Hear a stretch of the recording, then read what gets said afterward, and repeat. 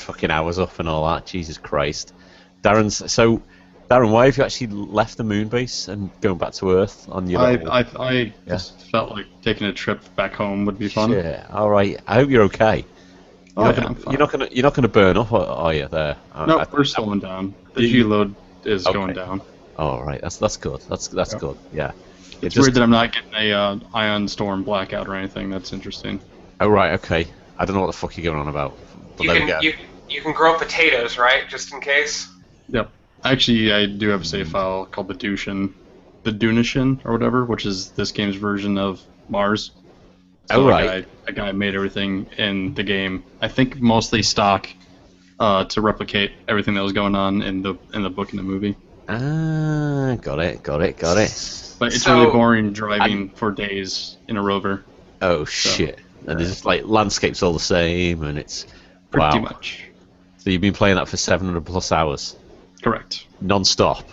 Not correct. You liar. You big liar. That's why your beard's massive. I know for a fact. You don't have time to shave. Call me blonde beard. Yeah. Oh, it looks good. It looks interesting. So welcome to the Coffee Jelly Hour, episode 24. Yep, preaching caffeine as always. Preaching caffeine. I am UK music bitch Tony Longworth. Ace Munns is here. Hi, Ace. That's Darren, Spaceman Storts. Spaceman Darren. Spaceman Darren. There we go. So how are we doing? What have we been up to this week? Before we get to what we've been up to, I have to share my epiphany because it hit me so hard. Because I've been noticing more and more, basically, people who have always been apolitical are now suddenly experts. Oh, right. Did it hit you harder than your uncle used to hit you? I'm just asking. Oh, yes. Oh, but basically, I've always tried to maintain a sort of keeping my politics to myself, so to speak.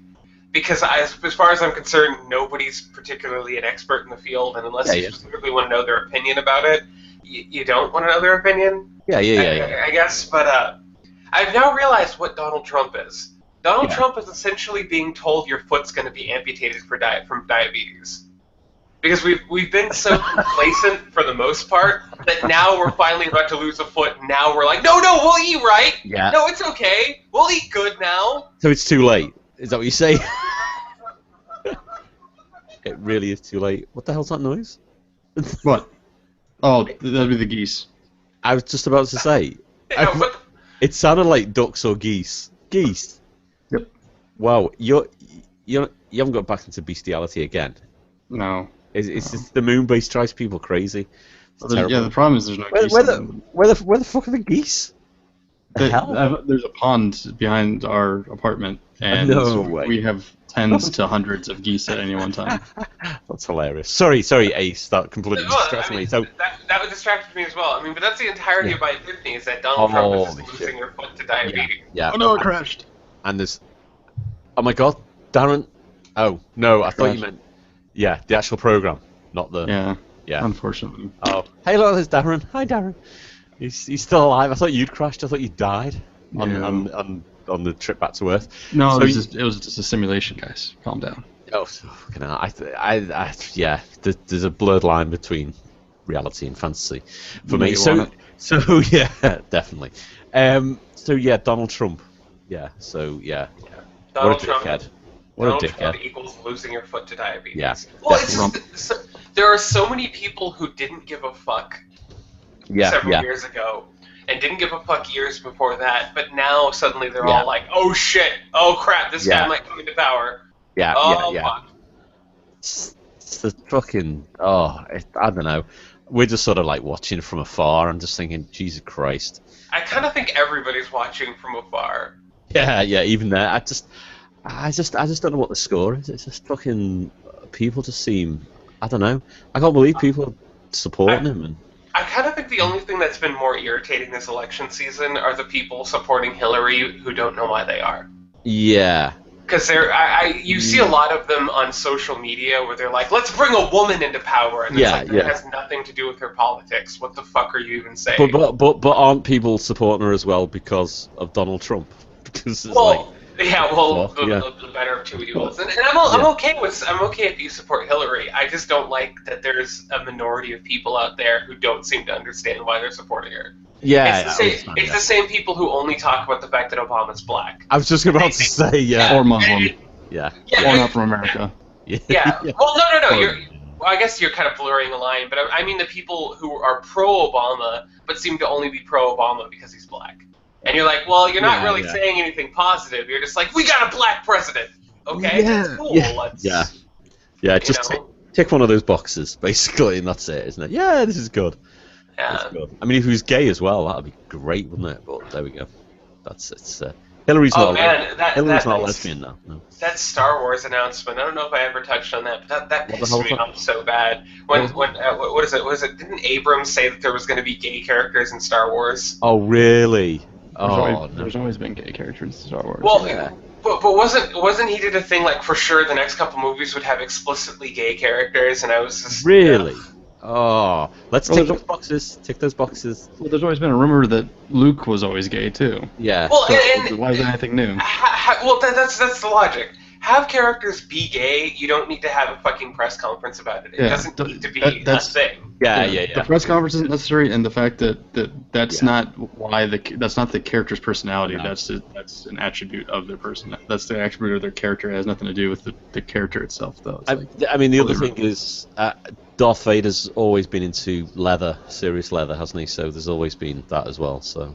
Oh, he's into mask play, that's for sure. Yeah. Oh, yeah, definitely, yeah. So he's into some serious shit. Yeah, and in fact, that whole subject has been rubbing me raw lately because it seems like more people are focused on the. That was kind of a thing. But, that was a little too easy. Yeah. Well, that's what he said. Back to the politics thing, though. The thing that I found interesting is a lot of people that support one candidate or another, because remember the actual nominations haven't even been made yet, is a lot of people who are in the Bernie camp have already said they would not support Hillary. Right. And most of the people that are Republican or were Republican refuse to vote for Trump because they think he's absolutely crazy. Yeah. I genuinely believe that we're going to see a very strong showing for a third party this year, or this election. Really? Well, that would actually be neat, and I'm all up for that discussion. I just don't like when people come to really weird conclusions based on nothing. That would be like saying, I don't want to vote for Trump because I don't trust redheads. Yeah. Okay. I mean, he's strawberry blonde. Let's be honest here. I don't trust people with fucking pissy whatever hair. I can't remember. Candy piss hair. Yeah. That's the one. That's the one. Yeah. Or a wig, basically. So. Yeah, the guy's such a fucking tool, isn't he? It's just embarrassing, you know. I'm genuinely in the camp that, like, part of me hopes this, and part of me genuinely believes that this is the best performance art we've ever seen. You know, I'm thinking this is so good. He's got all this money. He's like, yeah, fuck it, I'm gonna do this. Or he's making a documentary about how he's just openly mocking the Republican, the Republican Party. He goes, I'm gonna do this for a joke for the next fucking. I mean, how long does the whole thing? Is it a year and a half? Is it? Yeah. So when is the final fucking showdown? I don't remember when is it November? Nominations are. Well, the elections are in November. Is it November? Right. Okay. Yeah. So oh geez, yeah. But yeah, hopefully it is. Performance art. That's brilliant. The performance art aspect, that would be so brilliant, and it would also be so humbling, because that means basically he'd be taking the piss out of a system that nobody's been taking serious for some time. Because young people have not given a fuck for a while. Oh no. It would be amazing if Donald Trump was some kind of Batman-esque superhero who was just doing all this so people start fucking paying attention to the. You know what's interesting about the young people not giving a fuck is it's the same thing that football programs in college have to deal with, is the fact that the young people are always changing. The group itself stays the same, but the people that come through are changing. So it's hard to judge young people because they're still learning, and they will always be learning because they will always be the young people. And as that group gets into their 30s, all of a sudden they make good decisions and they become either part of the system or they vote for the system, kind of thing. I personally think our system's a tad bit archaic around the edges and could. I genuinely believe that democracy has seen its day, and we need to go to a true democracy, and not a republic like we have right now. Because there's no reason why everyone couldn't vote on every issue, and we have a very few select elite that are voted in, like one per state. Yeah, that's a weird system. That itself is problematic. Which comes back to the Trumpist performance art. Like, what if all of this is just Trump basically making a mockery of the system and being a hero? Oh, if that was true, he'd be a genius. But he's doing literally every kind of, like, anything that you think will give him a little bit more limelight, and anything that someone's been thinking he has been saying or doing. It's I don't know. All the videos comparing him to how, like, even Republican candidates treat protesters and stuff like that is just everything he does is bass backwards to everybody. It's very surreal. It is a bit trippy, and I mean, to be honest, I can't believe how much sort of time in this country, in the UK, that's given over to him on, like, news and stuff like that. It's like, what? You also gotta remember that there's an entertainment value for you guys because. Oh yeah. It was. I mean, I think we were out on. I can't remember where we were on Saturday night. There was a TV there, and on the news, there was that fucking incident. Some guy got up and security got involved. I can't remember what fucking happened, but it was just, he kept replaying it. It was some guy got up, went towards Trump when he was at some fucking, I don't know. We have implanted a billionaire into the American system. This will teach them for raising a civil war. We're getting our own back, you know. That's what it is. It's all part of the when they are in invasion. Ruins, come election day, we shall ride in with corgis. Oh no, you've completely sussed out what we're doing. Fucking hell. We're gonna have to kill you now. That's the only thing that we can do. Well, as a citizen of the moon, I'm not technically an American, although I am. The revolution will be podcastized. Yeah, indeed, yeah. So that's fine. It doesn't matter where we are. We can, we'll be there, in a way, kind of thing. So yeah, I'm just pissed off with. Well, you know, you guys do have Doctor Who, and that's kind of a pretty nifty little power to go dimensional and whatnot. It's true. Yeah, talking about Doctor Who, I went to the Liverpool Comic-Con over the weekend, and the amount of people dressed up as characters from Doctor Who I didn't really recognise. But yeah, it was good. It was good. There was a lot of Deadpools there. A lot of people dressed up as Deadpool, which was good. You should have just worn a black box that said Dalek on it. You know what? I didn't even dress up. I don't, fuck it. I couldn't be arsed. It was my daughter dressed up as Curly from not from the Three Stooges, from Goosebumps, apparently. So she dressed up as Curly Skeleton. I don't know. I wasn't sure who it was really, but yeah, it was cool. It was cool, and I got to meet Jessica Dicicco, who is the voice actress from Adventure Time and Gravity Falls. She does the characters Tambry and Giffany, and we got to meet her, and she was dead cool. And the first thing I asked, because I went onto her Instagram page, and whatever season just finished at Gravity Falls, and there was a rap party, and there was a photo of her with Weird Al. So when I met her, I was like, oh shit, you met Weird Al? What's he like? Oh yeah, he's dead cool. So I was kind of geeking out about Weird Al. So that was exciting. Interesting conversation. I've been paying very close attention to modern animation, and something I've noticed is, first and foremost, the era of wacky voice acting is gone. Oh yeah, definitely. Like, as much as I really love the cast of The Simpsons, and as much as I really like Billy West, you don't see them getting a lot of work in contemporary animation. Pretty straightforward voices, do you think? Yeah, most voices nowadays are realistic. They have a lot of, like, the H. John Benjamin kind of set the standard. I don't even know that. It's gone. He does Archer, Bob, Bob's Burgers. He has a very natural voice. He does someone from... He does the Master and Venture Brothers. He does someone from Family Guy. He does the clerk. The clerk, because I just saw Family Guy last night, and there was open mic night, and that clerk gets up, and he's like, "I'm going to do various impressions. This is Bob from Bob's Burgers. This is Archer," and it's the same voice basically. And it's like, "Oh yeah, it's the same guy." Fucking hell! So it was a funny bit, but. But yeah, he's kind of set the standard that most modern animation characters no longer have like, oh, whoa, I'm the cool kid down the street. Now I'm the cool zany. now the cool kid down the street kind of has like a, hey, dude, I'm gonna like watch YouTube or something. Like they have that voice as opposed to the traditional kind of like, hey, Britain. Yeah, it's the funny cartoon voices have gone, which is a shame in a way. Even in Gumball, the only character that I can think of is Richard, who kind of has still still has a rubber band voice. He still has a bit of a like, oh, what about him? What am I doing? Yeah, how but, cool everybody else is Richard? I fucking love Richard. Richard is my favorite. You know what? Most cartoons I watch, it's the dad characters, which obviously I can associate with, but I fucking love them. It's just it's great. Gumball's good though. Richard actually comes to point two, but my first point about modern animation is that gone are the wacky voices, in are the more natural voices. Number two is that I like that the tropes are finally ending, and Richard and Anais kind of proved that the tropes are ending. Because Anais as a character is a super intelligent girl character, but she's no longer untouchable. Back in the day, that character, Gaz, Mandy from Billy and Mandy, and even prior to that, those characters would never be harmed. They were always above the zaniness. So exactly. But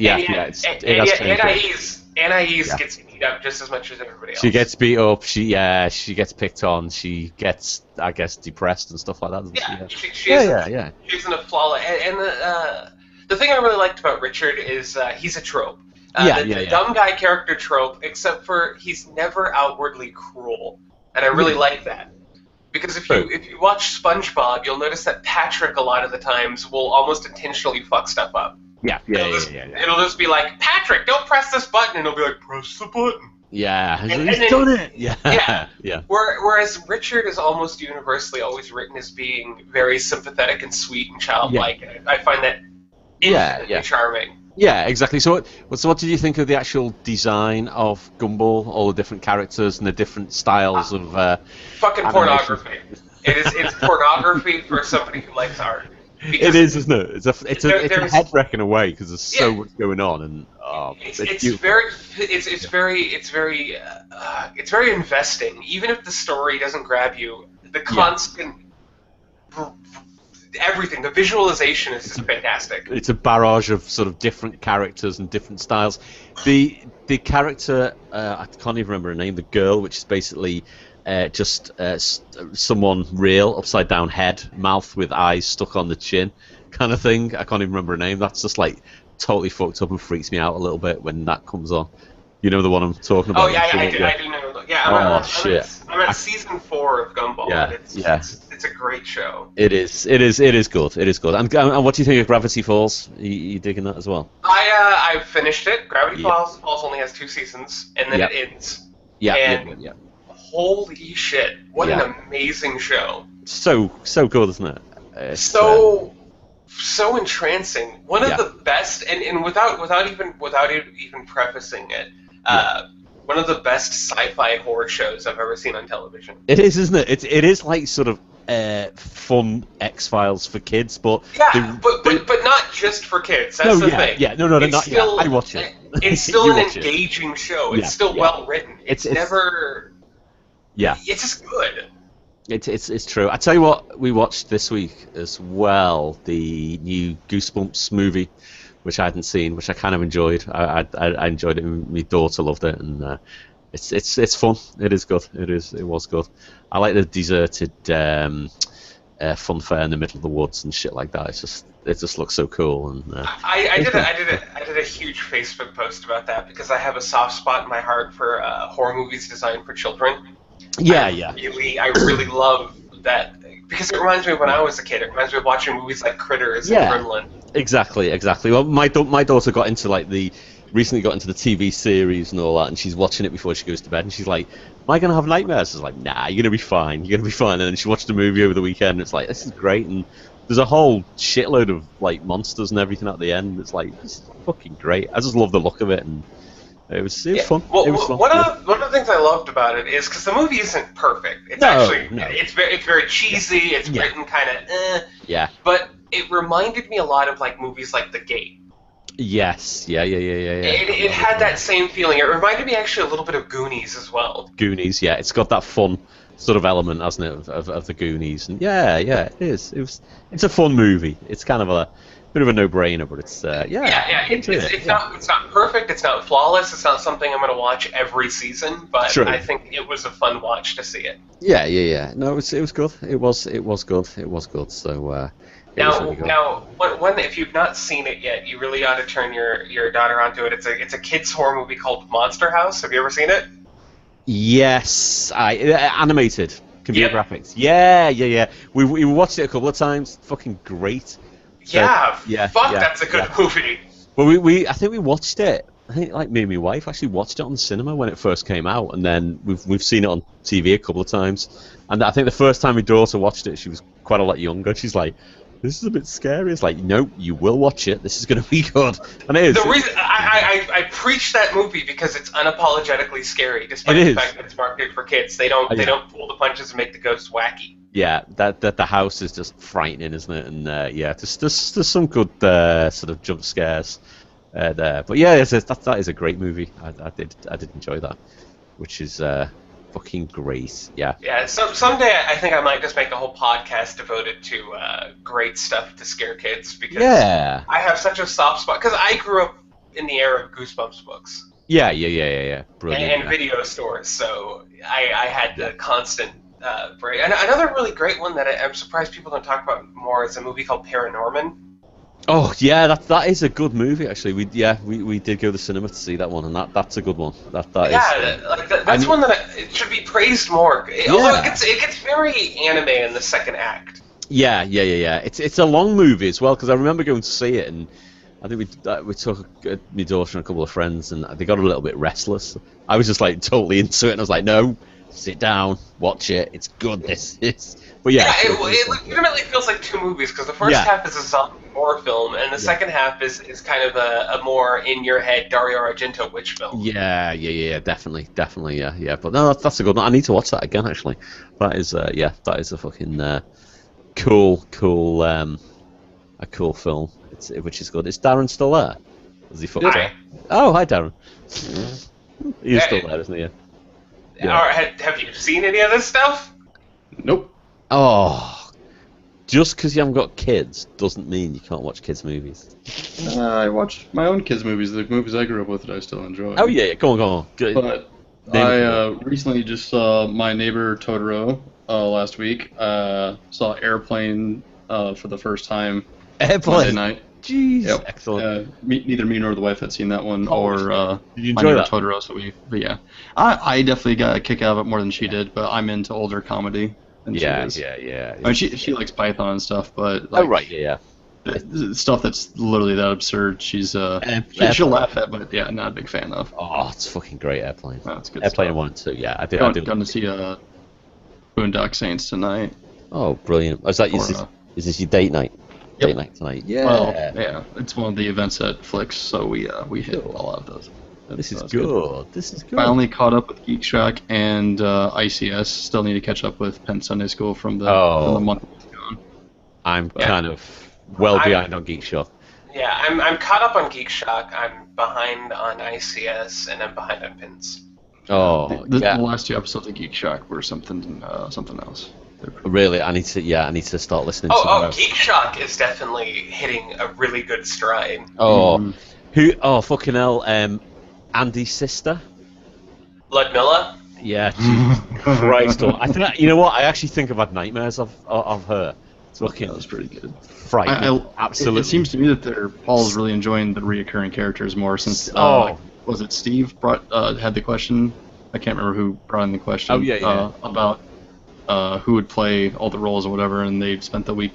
Yeah, it listed them all, didn't they? All the characters, and then there's loads he'd forgotten, and which is brilliant. But yeah, sort of Ludmilla, Jesus Christ, skin tags, and oh my God, it's fucking class. It really is. I think Possum Cock was my first episode of listening to Geek Shock, and that's what actually got me hooked on it.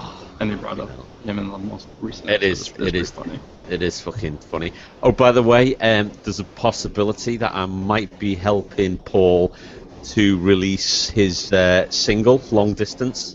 So so we might be getting that on iTunes soon. So that's something to look forward to. Yeah, I've been going over old music and whatnot, and I keep thinking, like, wouldn't it be fun for us to get Paul in on a Captain Creep song? Oh, definitely. We need to do that, actually. Actually, talking about Captain Creep, which if anyone doesn't know, it's... Well, as your guys' manager, I think that's a good move, so go for it. Yeah. Oh, sorry, we should have asked you first, Darren. Sorry about that. I didn't mean to... No, yeah, that's fine. Oh, gee. I'm already used to it. Oh, that's cool. Don't beat us up again. Captain Creep, yeah, it's kind of our band, really, isn't it? And I've just been working on our first music video, by the way, so that's taking shape, and it's good. I'll get some stuff over to you. We'll have a band. Should we have a band meeting now? That's the best thing to do on the pod. No, fuck it. Let's not have a band meeting. Talking about music videos. There's a new Slayer music video out, and it's fucking awesome. I just watched it. It's just fucking full-on action gore. It's just fucking brilliant. But they released a couple of months ago. They released the first music video from the new album, which was called Repentless. And it was like a prison riot video. And then the second music video that's just come out this week, called You Against You, it starts off and it basically says something like 3 weeks before the prison riot. So it actually happens before the first music video. So that's I just a lot watched. Of knives. It was if you've just seen it, fuck me, it's just amazing. And so if you watch that. The new video first, and then the last video next, it all sort of pieces together. So I'm guessing the third music video will actually happen before these two music videos. I was like, fucking hell, this is awesome. So it's telling the story about the guy with the patch over his eye. We don't actually know who he is. It's fucking great, honestly. The number one comment on this video right now is, "Are you sure it's not Tarantino that shot the video?" Yeah, seriously, yeah. You know what? I'm actually wondering if it is, because the director, B.J. McDonald or something like that. I'm thinking, fucking hell, is this Tarantino? Yeah, I did actually think that before. I was like, I wonder if it... Wasn't there a allegedly a Lady Gaga video that was directed by Tarantino, but he went by some fake... Fucking way. Really? Probably. Yeah, probably. So I only know superficially, so I just remember reading about that, and I think I saw the video, and I was like, yeah, this could be Tarantino the way it's directed. Yeah. I mean, this Slayer one. I know she's cool with that crowd of people. I know she's friends with Robert Rodriguez. Oh, right, so obviously, yeah, same circles kind of thing, and yeah, there's a good chance. Oh, yeah, I hope this is Tarantino. It would be something that he'd probably do. He'd be like that, yeah, fuck it, let's do it. But it's, yeah, it's a good music video. It's fucking... gory, lots of bullet shots. Sorry, go. I'm kind of sick of the lead guitar and the right channel to start every fucking song off, though. That drives me nuts. I used to be into it. But that's Kerry King. He stands on the right there, stage right. Kerry King. Yeah, but he's in the center of the shot. So why is the audio not on both sides? It makes no sense. Oh my god! I don't know why. Just why don't you put a comment on the music video? Just ask the question. It's Digital Blood. This isn't Tarantino. It is Digital Blood. Yeah. I don't know. It might be a lower budget and they had to go for the digital. I don't know. Budgets have only gotten higher since the ushering of the digital age. Stuff has not gotten cheaper. So I think actually doing stuff practically is almost cheaper. Really, yeah. Stuff like that. Even blood for the cleanup and stuff like that. Oh, yeah. So, yeah. Well, the laundry bill's not in the budget. Throw it out. Yeah. Two-headed snake. Because one half is to do it effectively way more expensive, but there is a program that has something called blood splatter. You see it a lot in cheap films. It's the exact same splatter. That's basically a filter. Oh, that's what this looks like to me. Yeah. So that's the other side of it, where there's literally the worst effect where you just hit blood splatter, click a spot on your screen, and then it does a really bad splatter effect from. Yeah. I don't understand why people go to the trouble of getting like a red to shoot stuff with, and they use cheap digital effects. Yeah. I know just takes you out of everything. Yeah. I guess. Clearly, you guys don't know the joy that is Anaconda. I've seen Anaconda. I've seen Anaconda 2 as well. And yes, they're awful. I don't think I've seen them at all. I've avoided them. I've not seen Anaconda. It was like Angelina Jolie's like her rise to her prime. I thought you were going to say topless, and I was going to say I'll watch it. I'll watch it now. It might be the first movie I saw that explicitly had a CGI monster. And is it shit? Well, like 1996 or 97, so... Oh, very shit. Put it this way, it wouldn't hold up now. It didn't look bad then, but you didn't know any better. Yeah. Then it was like, fucking hell, this is amazing, and it's just like amazingly dated now, yeah. There's so many things like that, like fucking Terminator 2. And at the time, it was like, wow, special effects are never going to get better than this. This is the best thing I've seen. And this Guns N' Roses song will never age. And then years later, it's like, wow, this looks so bad. Was this done on like some shitty 16-bit home computer? It was, yeah.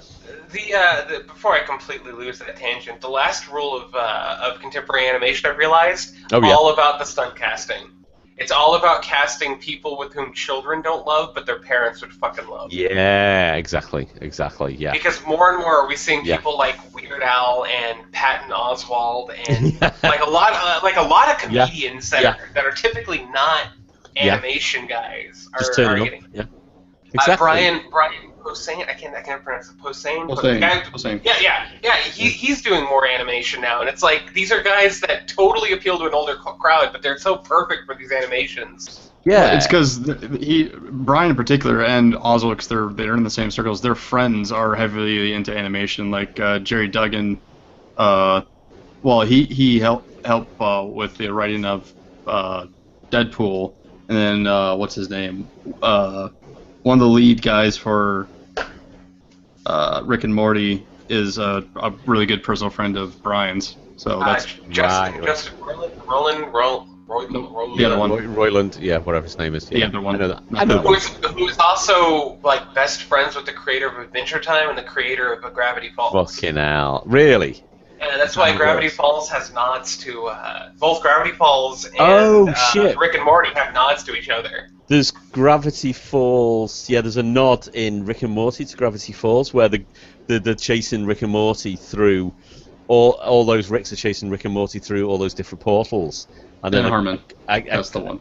Oh yeah, Dan Harmon. And then in Rick and Morty, one of the portals, a cup comes flying through. And it's actually from Gravity Falls. Is it Stan or someone in Gravity Falls throws this cup and it actually comes through into an episode of Rick and Morty. It's a cup, a pencil, and a book. That's also, right, yeah. Bill Cipher appears in the background of Rick and Morty. Oh really? Fucking hell. That's class. You know what? I'm just looking what Weird Al has been in recently, and he's done a load of Adventure Times, a load of Teen Titans Go as well, Wander Over Yonder, fucking hell, Gravity Falls, Uncle Grandpa. So yeah, he's been in. Lots of animation. Just amazing. But it's not just like people like Weird Al. You see Henry Rollins appearing in a lot of cartoons now. Yeah. You know, so you're right. I've heard a voice in something recently. I was like, what the hell? Yeah, it's mad. Like George Takei is another one. Oh yeah, definitely. Oh, you know what? This is terrible. If I actually sort of segue into this next thing, it's because of the gay thing, right? This is what's just reminded me. Just started reading Neil Patrick Harris's Choose Your Own autobiography, which is really good. I don't know if anyone's read that. NPH's. Anyone's read it? No. It's, remember the old Choose Your Own Adventure books? Yeah, I've read them because they're crap. If you want to don't diss them, they're great. If you want to do this, turn to page 7. If you want to do that, Neil Patrick Harris has wrote his autobiography in that format, and it's fucking hilarious. It really is. So you put a table of contents at the beginning? No table of contents. Just get straight into it. You get that would be the equivalent. Yeah, I know. Yeah. No. Here it is. For the first chapter, he's born. Tells you a bit about his parents and all that, and it says, if you want him to have a normal, nice upbringing, turn to page 8. If you want him to have like a really shitty, crappy upbringing, which he overcomes to make him look like a hero, then turn to page whatever. It's like, oh, this is fucking brilliant. So it is footnotes with the footnotes actually leading to somewhere else in the book. Yeah, exactly. Yeah, that's what it is. But it is fucking genius. It's so I'm enjoying that. It's probably I'm only maybe halfway through it. Well, I don't even know from halfway through it because obviously you jump all over the place. But it's probably one of the best sort of autobiographies I've ever read, because it's fucking hilariously funny. So I'd recommend it. NPH. I love the guy. He's great. He's fucking great. So there we go. That's what I've been reading this week. Anyone read anything good this week, or have we just been watching cartoons and playing space games? Watching cartoons like a fuck ton. Yeah, it's got to be done. It's got to be done, which is great. I did see when we went to the Comic-Con. I just remembered I did see the Bionic Woman, Lindsay Wagner. She was there, and who else? Kat and Crichton from Red Dwarf as well. So that was pretty cool. So there's some fairly big people there, which was cool. So did the Bionic Woman have a man and a woman on her arms? Sorry, I had a Paul Mattingly joke into there. Oh, jeez. Bisexual? Yeah, that was good. That was bisexual. Yeah. Say it louder. Yeah. It's not going to get funnier. No, you're right. You're wrong. But there we go. Anyway, yeah. She's quite old now, by the way, Lindsay Wagner. Yes. Well, good for her for having both the female and male organs. She's got both. They were on display, proudly. So it was beautiful. So yeah, it was fun. I'll just keep going on about the Comic-Con because I kind of liked it. It was quite exciting. That's probably more interesting than what we did. It was good. I don't know. There was some really interesting cosplay going on there. Really, scantily clad. Yeah, that's what I was gonna say. Like interesting in the lecherous way, or interesting in the bad way. No, it's interesting as in wow, I can see your arse. Way kind of thing, yeah. Because sometimes cosplay can be, it was because of cosplay that I learned women can have happy trails. Okay, right, yeah, all right. So yeah, sometimes cosplay doesn't go as good as you think it is. No. I mean, I probably shouldn't say this, but there was people playing characters who were in, films or comics are quite slim, but the people playing them weren't that slim, and it took you a little bit of time before you okay, who's that supposed to be? Oh right, yes. Hey, I shouldn't say little that. Kid. You're not Thor. Thor doesn't have tits. I don't know what to do. Why don't you go back to your fucking ding dong, Spatty? To be honest, being Thor to hunks like Chris Hemsley. You know what? There was a Thor there who was really, really good. It actually did look like him from a distance. It's like fucking hell, that was amazing. But we went on the con was on Saturday and Sunday. We went on the Sunday, and I saw photos on Saturday before we went, and I probably shouldn't say this. And there was a Batman there, and he appeared in loads of photos. It's probably worth just trying to find photos of him. He just looked like, oh no, is there something wrong with him? I'm not quite sure really. He had this really weird look on his face in all the photos. Are you saying that Down Batman was there? That's the one, yeah. Down. Where did you put my ducks? Where did you put my ducks? Swear to me! Down syndrome Batman was there, yeah. I think he was actually. Yeah, so it's it's worth. I must find a photo of him because it started. You're never gonna find the secret lair of the Joker, Bats. Oh, you said bad word. You said bad word. Yeah, I think that was. Yeah, I think he was there on Saturday, but I didn't. Gordon, you said bad word. I didn't see him on. Bad word. You're gonna have to go to the timeout jail. You hurt the Batman's feelings. You said bad word to me. Oh yeah. Yeah, we didn't see him on Sunday. I think he was only there on Saturday. We actually bumped into someone we knew, a singer. Was it Social Justice Batman? No, it wasn't. It was someone called Nona, who's a singer stroke burlesque dancer. Nice looking, pink hair, lovely, and kind of bumped into her, talked to her. I was like, oh yeah, great, yeah. I'm thinking, I'm gonna get I'm gonna get a photo of her and my daughter together and all that. And I was going, so yeah, have you met loads of people? And she's like, yeah, and they're all dead nice. Mind you get the odd sort of creepy dad who takes a photo. He makes me take a photo with his kids just so he can get a photo of me. And I was like, yeah, this might be quite awkward, but do you mind getting a photo of my daughter? She was fine with it. She was all right with it. It was quite cool. It wasn't that creepy. So yeah, I'm not really creepy. I am creepy. Yeah, there we go. So yeah, that was yeah. That's good to know you met an anime character while you were there. An anime character who did a movie. Yeah, with her bright pink hair apparently. So I just immediately, my mind's eye immediately pieced in just some picturesque anime character like, "Hello, Tony-chan." Well, you know what? I was gutted because when we met her, she was sort of dressed in sort of sexy Ghostbusters kind of outfit, and she's like, "Oh, my feet are killing me. I've just had to change. I've been dressed as Jessica Rabbit for the last couple of hours." I was like, "What? I missed that." I was a bit gutted, but I got to see the photos later, so that was that was enough for the old wank bank. So that was fine. Yeah, well, Jessica Rabbit is perhaps the biggest missell in history. She is not a rabbit. What? Isn't she? She's not. No, she's a person pretending to be a rabbit. Oh, that's all right. I feel a bit better because I was thinking I was into sort of bestiality like Darren is for a second. She's also voiced by Kathleen Turner, so. Wow. Yeah, I just pictured Kathleen Turner now. Not back then. Yeah.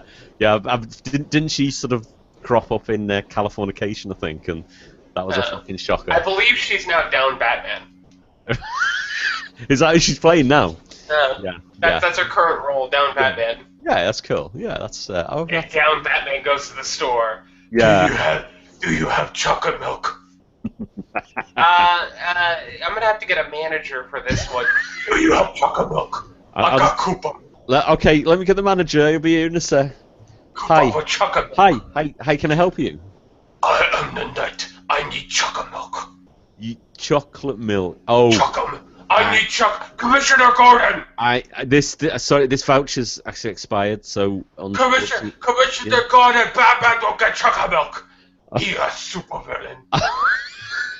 Jesus. Hello, it's me, Gary Oldman, the greatest actor who ever was. I can play anything. This is down Gary Oldman. No, isn't it Spastic Gary Oldman? I think it's Spastic Gary Oldman. It is. I played Sid Vicious and Dracula. What are you giving the Batman some troubles? This coupon's actually expired. It's actually past its. Go get chocolate milk. Yeah. He's gonna get some chocolate milk now. He is. Yeah. Well, if you just pay the normal price for it, and then that's fine. I got coupon for chocolate milk. No, expired coupon.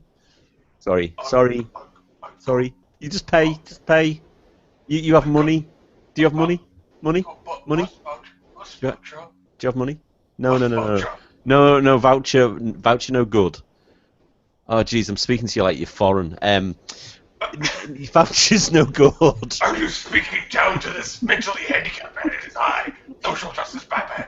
He is Jesus, no, not you again. Evil as the rest of us. You cannot treat him like he is less of a person. But the coupon is expired, so he can't use it. Honor his coupon. I can't do it. The system won't do it. I can't. I'm the manager. You can't do anything about it. You know what? I am a billionaire. I got this. Yeah. It's a couple of bucks. That's it. It's fine. Charge it to Alfred Pennywhistle. Alfred. Charge it to Alfred. Yeah. That's not you though, is it?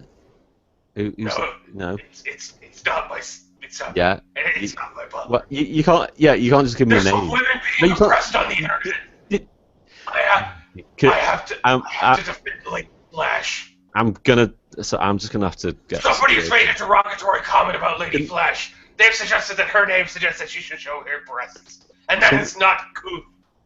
Away! Can we just get security now, please? And we're gonna have to just get you out of the shop now. There's a bit of guys, we're in a Paul Mattingly hole. Somebody get adrenaline. Help, Darren! You've got to rescue us. I think Darren's left. Is Darren left? Is he still there? Darren's left. I'm still here. Oh, sorry. I thought you were having sex with your wife. Don't worry. That's what it is tonight, isn't it? Sex with your wife in a cinema. Yeah. Well, that's fine. That's okay. Is that what happens in those parts? Is it? No. No. Oh right. Okay. Really. That's fine. No, that's fine. No. Yeah. Okay. You'll think about that later, though, won't you? When you're watching the movie, you think about that. You're thinking, I've got a chance right here, right now. Yeah. Just do it. Honestly. Well, they shoot the guy in the back of the head with a shotgun. Yeah. It's good. Yeah. It's good. Yeah. Okay. I'm a bit freaked out now, really. That's the best. That's the best time to do it. Just so, honey, how about a blowjob? Yeah. Come straight out with it. Your penis, come straight out with it, and just see what happens. Yeah. Yeah, I see. Just do it. Seriously, nothing to lose. Anyway, I'm a little hoarse right now. Really? Like a pony? Nay. Oh, dearie me. Okay, that's terrible. What is this? Is this Mattingly pun half hour? Is it? Oh, funny. Tell you what else I've been watching this week. I'm going to change the subject completely. Penn and Teller Fool Us. It's on season 2's on British television, and it's really good. And they did the bullet catch. In fact, you know what's pissing me off a bit though? Not playing it in the correct order, the shows. So I'm sure last week they played like episode fucking 6, 8 or whatever. And this week they played episode 7. I was like, what the fuck? They did that with the American release of the British series. Oh, and what was even worse is they cropped it to hide fuck, and it became so tedious to watch because it was just like, and up next, a trick that will shock Penn and Teller. Yeah. I'm shocked. I know. I think it is a bit sort of caught, like the jokes and stuff like that. All those Matt Donnelly jokes are being cut, kind of thing. You can tell like Matt's jokes. You know, Jonathan Ross sort of like coming out with them. Like, I'm sure that's Matt's. Yeah, that'll be Matt's. That's because he usually comes out apologizing. This next one's written by Matt Donnelly. Yeah, guys. Please laugh. Yeah, he's really got bad self-esteem. Yeah, he is bad.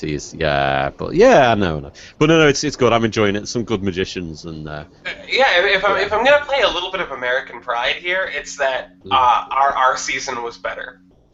It is actually, yeah. Because the first season was just like nothing but card magic, and it got so fucking tedious. Yeah, there is some better stuff. Yeah, because every episode was like the same thing. It was like 4 musicians coming out like, "Hello, I'm from Liverpool, and all right, so you got fun the aces, okay?" Yeah. And then he goes through the whole shuffling routine, and you're just like, "Oh my god, no personality, just kind of like, all right, so there's an 8. Oh wait, no, that's a 3, but that's a joke in my thing. That's a joke.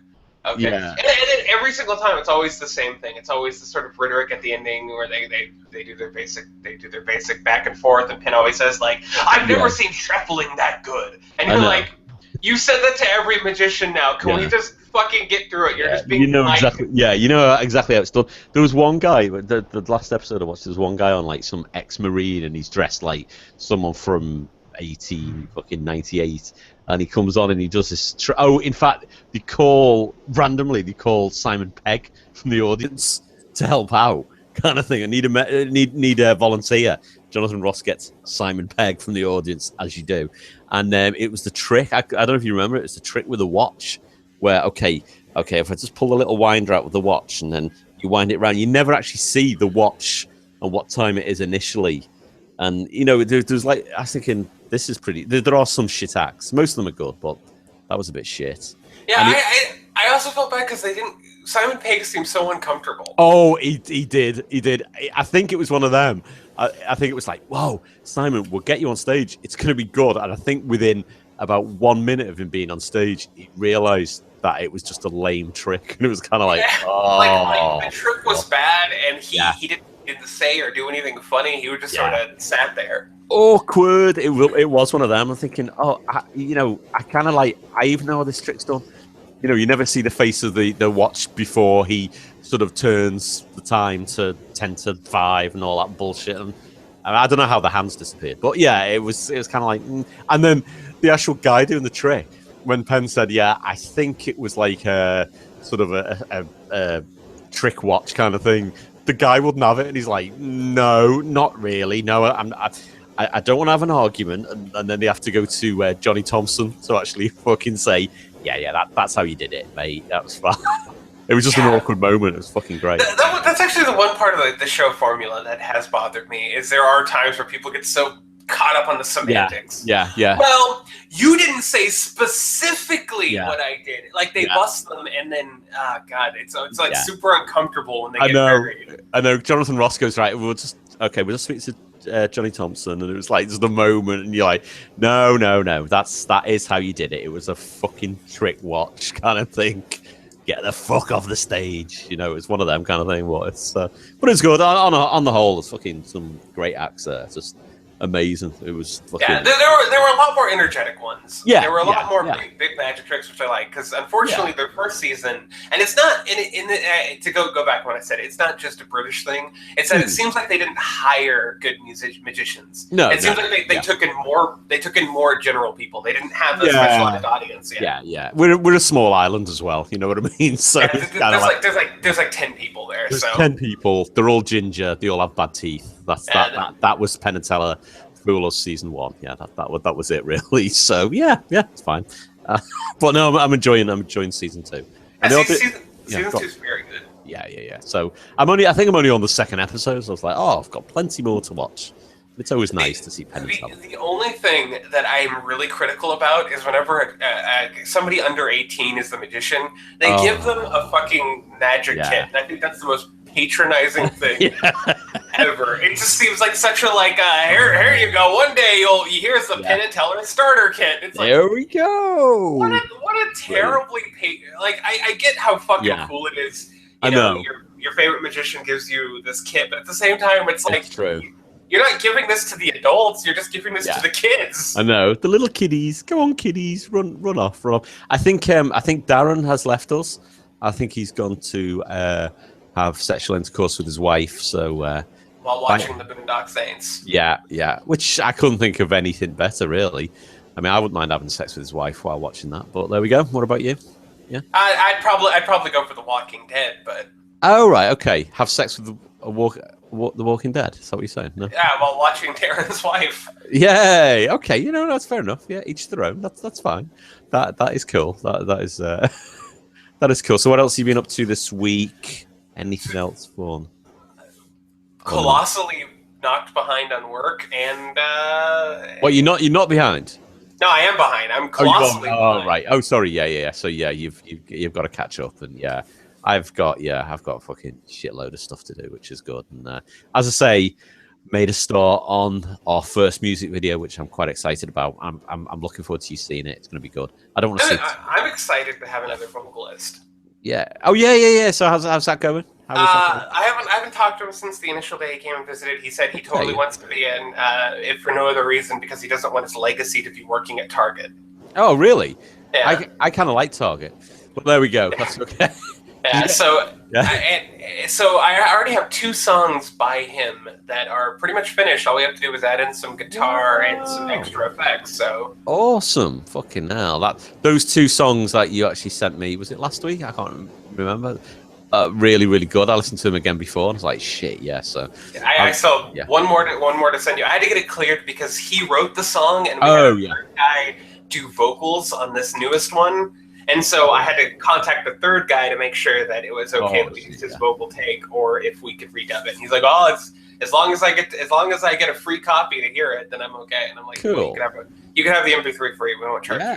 Yeah. We'll give you a WAV. Fucking hell. Yeah. If anyone listening wants to listen to our music, Captain Creep, it's captaincreep.bandcamp.com. And it's there's 3 tracks there, but we've got more. We've just completed a 4th track, but we're doing the music video, so it's gonna be good. It's gonna be good. Yeah. I'm hoping soon that we can definitely shake the tree, because I have every interest to have several people working on this. Yeah, definitely. Well, let's get Mattingly involved as well. Let's why don't we pick a track and get it going. I have a couple of instrumentals that I'd like to throw your way to see if you've got anything to dub over them, and then maybe we could throw those at Mattingly and see if any of them stick. Shit, yeah. Let's do it. It'd be great just to get him on at least one of them, kind of thing. Although, according to his Geek Shock, he's super busy this week, so we'll have to wait a little bit. So. Oh no, I always find if you want Paul to do anything, just wait until he's so busy, he's very tired, then get him to do it. He'll just say yes to anything. Remember when he came on our podcast? This is true. He was destroyed. I find that guilting him is the best way to do it. Sending him a message and being like, well, He-Man wouldn't say no. No, are you going to be like He-Man or Skeletor? I was like that. Oh, but you said you'd do it last week, and now you say you won't do it. And then he appeared, and he was just fucking knackered. I was like, oh yeah, sorry about that, mate. No, he was fine, but he was. I felt a bit guilty about that. I was thinking, oh shit, that's fine. We'll get him back when he's not that busy, which is good. Oh yeah, in other news, remember last week's podcast? I don't know if it was on air or off air. You and Darren were going, oh, you know what we should do? We should actually ask SJ. See if she wants to sort of come on the podcast. And I was like, fucking great idea. So I actually messaged her last week, and she's read the message, but actually not come back to me. And I'm like, oh, is this a bit creepy? So yeah, I feel like I've been set up a bit, kind of thing.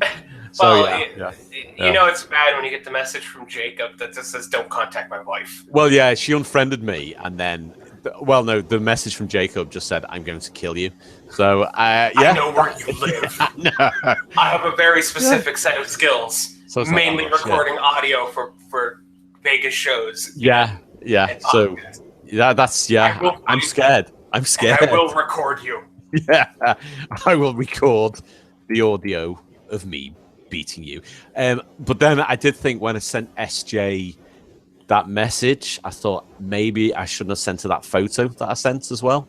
So I was, So worldwide view of horse anuses. I thought she'd find that funny.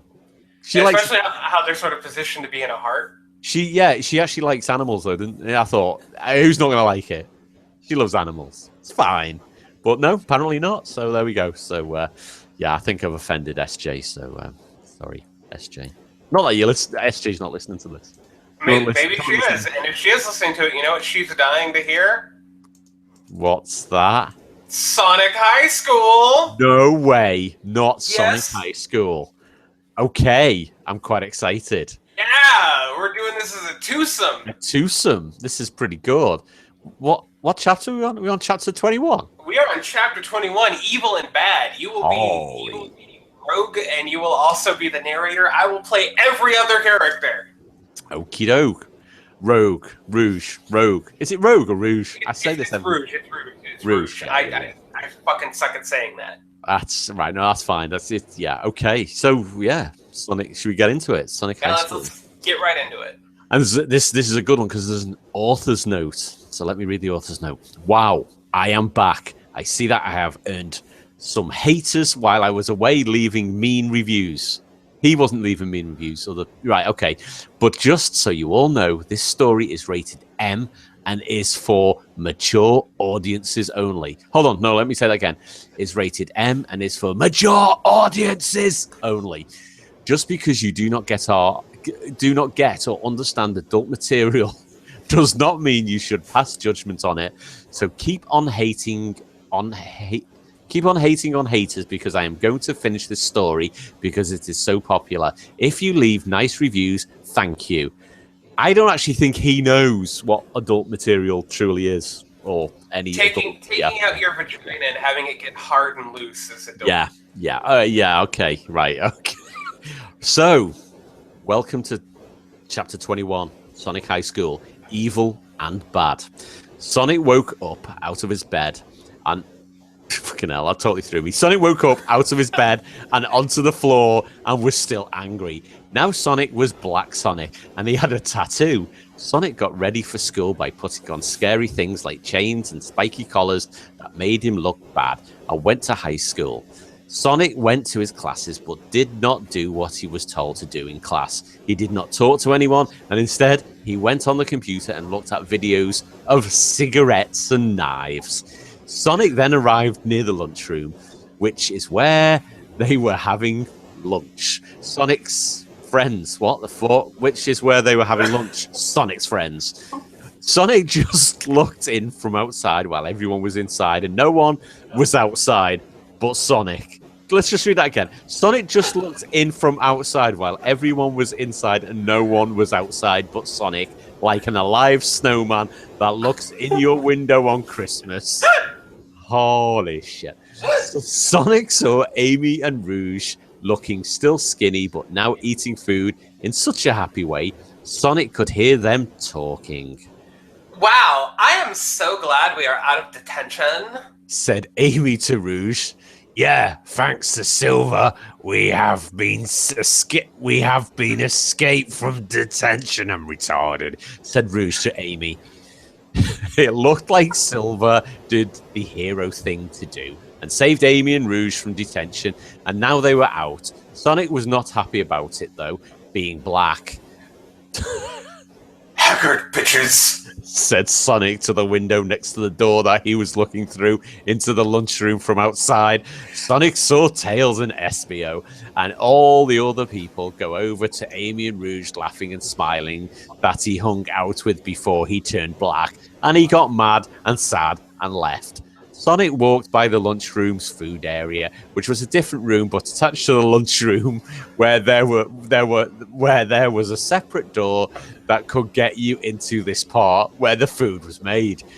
So perfect, I can visualize it. Sonic walked by and looked in, and the lunch lady was there giving food to all the teenagers, and she saw Sonic and looked surprised at how he looked now with black fur and tattoo. But then she got over it and waved and smiled. Sonic looked away and kept walking, and behind him the lunch lady looked sad and disappointed and worried. Sonic left the school completely, which is really bad and will get you in big trouble, and went to the Chinese restaurant. Sonic got some Chinese food and ate it, and with his food came a magical fortune cookie, where there is a piece of paper inside with a magical fortune on it that tells the future. Sonic opened the cookie and ate the cookie, kept the paper, and it said... I'll go ahead and take this.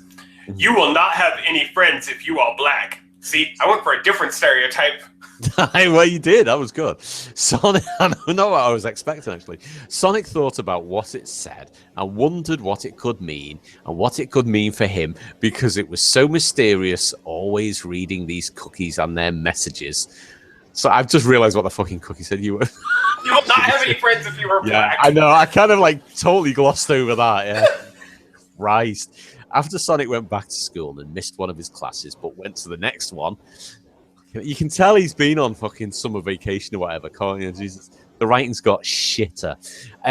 But on the way into... I didn't think it could get shitter. But on the way... I think what happened is somebody suggested, I don't really know what's going on. Maybe you should be more clear. So now it's like, he is in the bedroom that is down the hallway, connected to the living room, but it's inside of the house, but outside of the house is the outside of the house, so he's inside of the house. 3 steps to the right, yeah. After Sonic went back to school and missed one of his classes, but went to the next one, but on the way into high school, the hall man tried to stop Sonic, but Sonic punched him right in the face so hard that he almost died and got past him. Sonic finished his school day and then went home and punched things, leaving holes in everything that showed he was stronger than everyone now. Sonic also looked at porn. That was not like he usually did, but now with things like Africans and dragons. Jesus Christ. Oh, we all do it. Sonic was becoming so scary. Even though he was very scary now, though, as Black Sonic, his balls still were the same and did not get cured. I was wondering. It became night in the world, but Sonic did not go to sleep like a normal person. In fact, when it got really dark out, Sonic got out of his room from the window and left. Because Sonic was black now, no one could see him in the dark unless you looked specifically hard just for Sonic. But who was going to do that? Sonic left and went to a bad neighborhood. You know what I thought he was going to say there? You couldn't actually see him in the dark unless he smiled and you could see his teeth. Yeah, I thought that's where it was going. I was kind of cringing. I've said it now. I've kind of made it worse. Sonic left and went to a bad neighborhood and bought drugs like marijuana, spelled quite phonetically, and ate some of them and kept the rest in his pocket. Some of them, yeah. Sonic had really changed now from being the one with the best morals to the ones with the worst. Like a seagull becoming angry because it would not get any breadcrumbs in the parking lot. We all know that feeling, don't we? Sonic moved on from the bad neighborhood to where he wanted to go next. Amy's house. Sonic's brain was now being controlled by drugs, and he was becoming even worse than when he was just black. So, a black person on drugs? Even worse. This is the most cringeworthy chapter so far. It's really bad. It is. Everything about it's great, I'm like, oh god. No, he's not gonna. He said it. Yeah. Sonic went to Amy's window and looked into it and saw her sleeping on the bed like a DVD not being used. Fucking hell. His head filled up with anger, but it was in a way that he actually became kind of happy and angry and laughed like he wanted to do something bad to her. Sonic looked down at his tattoo that said, "Fuck girls," and it reminded him of what she had done to him. Sonic was so evil that he punched through the window and ran fast right to Amy's bed, and she started to wake up a little from being in sleep mode. Her eyes were just blinking a little, and she obviously could not see well at all, and especially could not see Sonic because it was dark and he was black now, which was like camouflage. Sonic just grinned at her with an evil look, and just as she started to open her eyes and see his white eyes above her, and his white teeth, he punched her right in the face. Amy was now in a lot of pain, but still confused and surprised, and maybe thought she was nightmaring. But no, it was real, and New Black Sonic on drugs was about to beat all of her shit out of her. "Fuck you, girl!" he screamed, but still smiled and punched her more in the face until all of her teeth got knocked out, and she was like a grandma who could only eat pudding and not steak. Amy was now screaming and crying, but he stuck a thing in her mouth. And More importantly, if she doesn't eat her meat, how could she have any pudding? Yeah, how could you have any pudding if you don't? Yeah, exactly. Hashtag Pink Floyd. I like that. And crying, but stuck a thing in her mouth and she couldn't do anything. He was so mad and under the powers of marijuana. And he looked at her, and she looked so afraid and scared, but he was still smiling and angry. Sonic's black rage was coming out through his fist with violence. But then Sonic's black rage was coming out through his fist with violence. Hashtag Black Lives Matter. Oh, yeah. You fucking hell, you need to post that. Oh, shit. I'm going to post that in a minute. Oh, you probably don't want to post that. Dare you to post it. But then all of a sudden, Amy kicked her foot up and hit Sonic right in the balls. Thank God, because the blankets, I think that's supposed to be, were over Amy's foot as she did this, so she did not touch Sonic's ball disease. It still hurt him very much so, and he fell off her bed and was in pain from being hit in the balls, which is the most powerful spot on a man, so it hurts the hardest because it is like the information superhighway of your body. That's correct. So the ball area of the ball area is like a information superhighway of your body. Sonic hurt so much from this that it was like a hit to his brain, and all of the drugs fell off his brain. That's what drugs do. Sonic suddenly looked around him and saw he was in Amy's room. He ran over to the bed, kind of knowing what just happened, but wondering if it was a dream, like Amy was thinking, but it was not. But it was not. But it was not. But it was not. Yeah, it does say it twice. Sonic was lying. You had to make sure that you knew it. Yeah, but it was not. But it was not. Sonic was lying over Amy's body, and they were both perfectly still, like a couple of candy canes, but one was sitting on an invisible bench over the other. Their eyes were both so big as they looked at each other, both scared and shocked at what it was that was happening. Amy's mouth was all bloody and no teeth was in it, like a hole that went straight to China, but instead it was to her boobs and then vagina. Let me just read that again. It's like poetry. It does rhyme. Like a hole that went... Right, hold on. Amy's mouth was all bloody and no teeth was in it, like a hole that went straight to China, but instead it was to her boobs and then vagina. Lovely. Yeah, I like that. Sonic and Amy did not say anything either. Sonic suddenly looked sad and scared and got off her bed and backed away towards the side of the room and ran out of it. Sonic was feeling so many feelings, being scared and sad and shocked and surprised. He could feel little baby tears at the sides of his eyes, like Jewish people being thrown up in the air at a bar mitzvah. Bar mitzvah. Yeah, that's how it's actually spelled. BARMIT''S, next word, VA. He ran as fast as he could straight down the road. He ran out of the town and through the forest like a deer that could use a car and to the edge of the forest where there was a giant cliff. Sonic ran off the edge of the cliff in order to die. The end. This chapter actually ends Wow. on a cliffhanger. Literally, quite literally.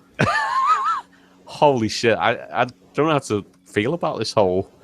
There's so much stuff there. There's fucking hell. Black rage, yeah.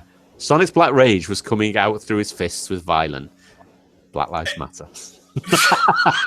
I'm gonna fucking post that later. Jesus Christ, that's so funny. Oh, that's a bit scary. That really, isn't it? It's. I don't know what to say. You speechless. I am. Yeah. There's like he's obviously gone on. So he's been away on summer vacation, summer break. He's come back, and he's obviously refreshed, reinvigorated, inspired. And then I don't know what happened then. It all went wrong. So we're going to have to wait till next week to see if Sonic survives it. I guess if he doesn't survive it, next episode is just called High School, is it? We're going to... Yeah. Oh, God, we're going to have to find out. All right, so... Yeah. That is scary. That was funny. That was good. I enjoyed that. I enjoyed it. It was good. That was a strange one. Yeah, it was good in a way that it was highly offensive and shit, really. Yeah, so managed to be racist on so many levels. Black, Jewish. Every Yeah. Bar Mitzvah sounds like a Klingon ship. You've been attacked by the Bar Mitzvah. Or a race of aliens. Evil aliens, is it? Yeah, well, the Bar Klingons Mitzvah. are kind of an evil. Yeah. You're right, actually, yeah. Fucking hell. So, can I ask a question? When was this actually written? Updated August the 12th, 2012, right? So, he did have full access, obviously, to Google. Yeah, fucking hell, there's so many fucking misspellings. Oh, Jesus Christ, so bad. We need to track this kid down. We really need to see if he's okay. I just fear there's going to be another big shooting in America, and we could have stopped it. We're like superheroes at this point. Do you not know what to say after that? I don't know what to say. Yeah, it's